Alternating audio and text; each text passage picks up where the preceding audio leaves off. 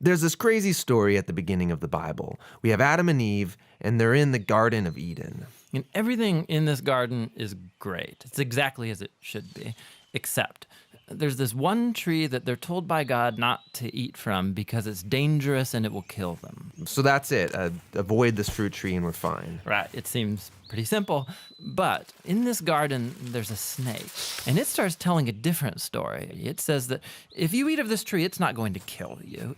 In fact, it's going to make you become like God. And Adam and Eve, they believe the snake and they eat the fruit. And because of this, the goodness of the garden is tragically lost, and evil and death enters into God's good world. Now, why is there a talking snake in the garden? I mean, this thing is a problem. Yeah, it's very strange. And even more strange is the fact that the Bible doesn't say why or how this thing even got there. It just presents the snake as this creature who's in rebellion against God and that wants to get other people to doubt God's goodness and lead them on a path towards death.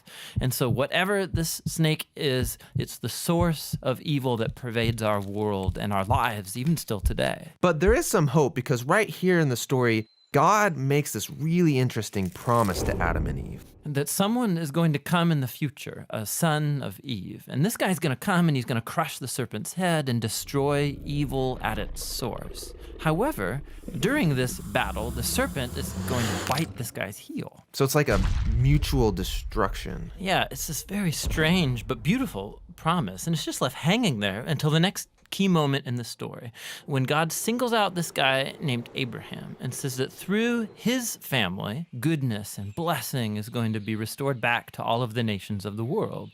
And as we follow this family, we get to one of Abraham's great-grandsons, this guy named Judah. And he receives this promise that a king is going to come from his line and that the whole world's going to follow this king, and he's going to bring peace and harmony, and there'll be lots of food and wine and milk and vineyards, and it's going to be awesome. The first king that we meet from the line of Judah is a guy named King David. And he's a hero. Maybe he is the snake crusher. But it turns out that David is infected with the same evil as the rest of humanity. He never crushes the snake, just the opposite. However, God makes a promise to David that this king is going to eventually come from his line.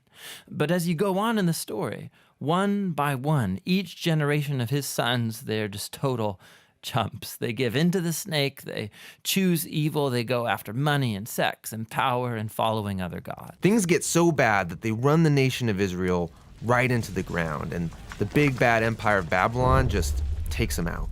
And so now there are no more kings to even fulfill this promise. So it seems like the whole plan is lost. But during these dark days, there's this crazy group of guys called prophets, and they just kept talking about this coming king and reminding us of the promise that he'll come, he'll defeat evil, he'll restore the garden.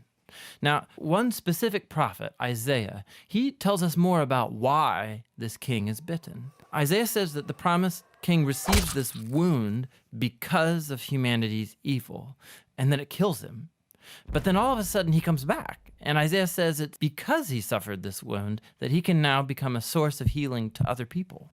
But the Old Testament ends, and the snake-crushing king that everyone's been talking about never shows up. And this is why, when the New Testament begins, it introduces us to Jesus of Nazareth, not as some random guy, but as someone who comes to fulfill these specific ancient promises. Yeah, we learn that he's from the line of David, Judah, and Abraham. And he goes around Israel announcing that the goodness of God's kingdom is here, now. And he begins confronting the effects of evil on people by healing them, by forgiving them of their sins and evil. Many people are now believing that this is, in fact, the promised king. But Jesus began telling his closest followers that he was going to become king and bring peace by taking the full effect of humanity's evil into himself. The fatal snakebite wound. Exactly. And so it seems like the serpent wins. And this story actually would be a tragedy except for what happens next. Jesus rises from the dead.